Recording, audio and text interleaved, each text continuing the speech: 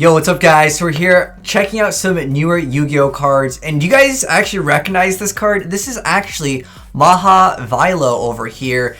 16 years later. This card was actually a pretty decent card. Hopefully this will be good. But you know what I'm actually more excited about? A new Ojama. The Ojama has really needed some new support. Everyone always has really loved this little like kind of a troll-ish archetype. But they're actually not that bad at the end of the day. But anyways, if you guys are excited about new Ojamas, drop a like on this video because I'm kind of curious to see you know, how good this card is as well. Hopefully it'll be usable. But anyways, this is Ojama Pink coming out in Blazing Vortex. It is a light beast effect, level 2, 0 attack, 1000 defense points, and it says you can only use the effect of this card's name once per turn.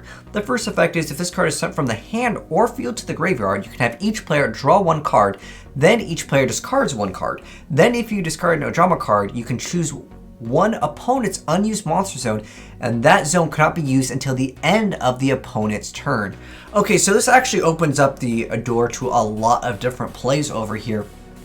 Unfortunately, you can only use the effect of it once per turn. So technically, you can definitely lock them down a little bit easier as, you know, you can just go ahead and run Ground Collapse. This will definitely be good for any players that are interested in trolling your opponent, which will be kind of fun to go ahead and see if someone pulls that off. I'm sure someone will go ahead and pull it off. But anyways, next up, I'm actually really excited about this. This is the Light Sky Maha Vailo. I remember playing this in one of the Game Boy games, Eternal Duel of Soul, a long time ago. But anyways, this is a light spellcaster effect. It's a level 8 with 1550 attack, 1400 defense points, and it says that this card gains these effects based on the number of equipped cards equipped to it. Okay, so wait, maybe we're going to see some Noble Knight Maha Vailo variants. It gains 1000 attack for each equipped card. Oh, it's like, what is it? Like, what is it going to be? Armed Samurai Benkei OTKs.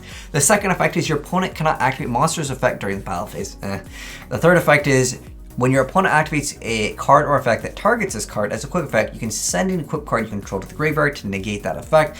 4 or more, your opponent cannot activate cards or effects during the battle phase. 5+, any battle damage this card inflicts to your opponent is doubled over here. So again, that's basically going to be supporting because it's 1000 attack for each equipped card equipped to it, and then on top of that, that's double battle damage. So that's definitely going to be supporting some type of cheesy, you know, one-shot OTK plays. But is it going to be relevant in the game? I really don't think so. At least from the first glance of it, maybe there's some other like really cheesy way to go ahead and pull it off because it doesn't technically have any effects that it's going to be activating. I really wish it had the effect where your opponent can't target it or like they can't do anything to the equipped cards or itself.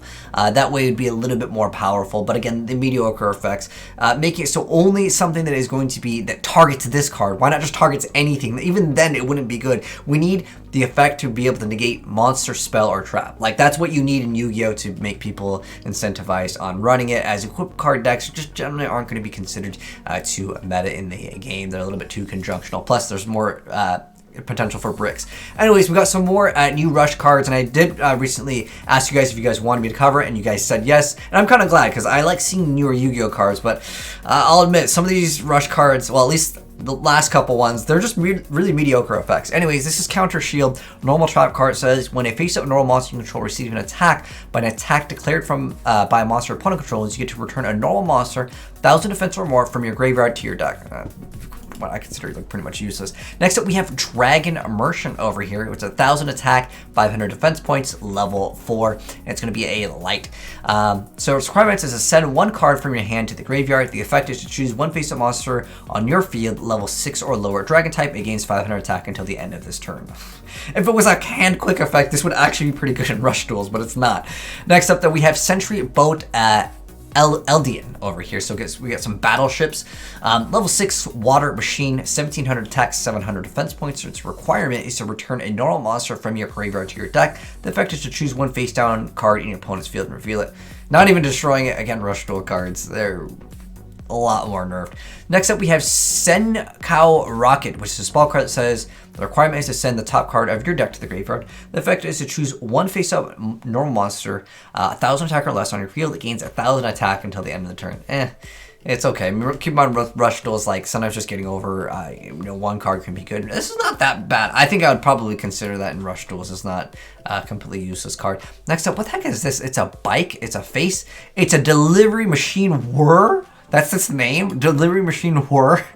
Well, it's a level 1 with 0 attack, and it's just, it says the morning edition is delivered before breakfast. The evening's edition is also delivered before breakfast. It's just a vanilla card. Next up, though, we have Machine Tough Roid. So I guess we're getting new Roid support potentially in the future. Keep in mind with the Rush Duel cards, they're a separate format, but it could mean that we'll get more support because it's just stuff from the TV show, right? So it's anyways 2,300 attack, 1,600 defense points, and it's going to be a level 8 Earth Machine Monster with the requirement of sending the top card of the deck to the graveyard. The effect is to make it so your opponent activates the top 5 cards of their deck and it gains 100 attack times the number of excavated monsters until the end of the turn. Your opponent then places the excavated cards on the bottom of their deck in any order. Rush duels are actually quite fast, but at the end of the day, it's if it did just let you mill every single turn, that would actually not be that bad because you can maybe actually run a deck out deck. However, like being only able to potentially go up, you know, just 500 attack, and that's getting really lucky, and all of them being there. If it got an extra attack per, then we're actually looking at something a lot better over there. But then lastly, we have the Sheath, the Scabbard of the Holy Swordsman over here. Plus interest, is that the name of the card? Anyways, level 5 light spellcaster type effect monster, 1,700 attack, 200 defense points, and its requirement is to place a total of 4 monsters, warrior type and or spellcaster type, from your graveyard on the bottom of your deck in any order to activate. The effect is special on 1 level 7 warrior type monster from your hand face up to your field. Actually, it's not that bad of an effect. It does require 1 tribute, but then you get like another monster. Its attack is like actually not that bad in Rush duels.